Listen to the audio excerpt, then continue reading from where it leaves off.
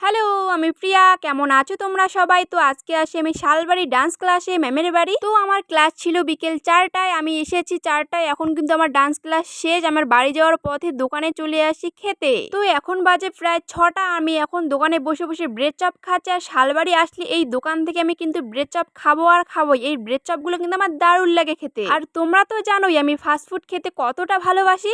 এর আগের দিন আমি ক্লাসে গেছি শালবাড়িতে, তখন কিন্তু দোকানটা বন্ধ ছিল, বাট আমি খেতে পারিনি আর বাড়ি চলে আসি না খেয়ে। বাড়ি এসেও কিন্তু আমি ওই কথাটাই ভেবেছি, ইস দোকানটা খুললো না, আমি আজকে খেতেই পারলাম না। তো আজকে ঠাকুর ঠাকুর করে দোকানটা খোলা ছিল, আমি আর মিস করিনি। দেখো চলে আসি ব্রেড চপ খেতে। তো প্রথমে একটা নিয়েছি, তারপর আবার কিন্তু আর একটা নিয়েছি আমি ব্রেড চপ। আর এখানে একদম আমাকে গরম গরম ভেজে দিচ্ছিল, দারুণ টেস্টি লাগতেছিল কিন্তু খেতে। তো এখানে দুটো খেয়েও কিন্তু আমার মন ভরেনি, আবার একটা খেতে চাচ্ছিলাম, কিন্তু ভাবলাম না, আমাকে তো আবার অন্য কিছু খেতে হবে।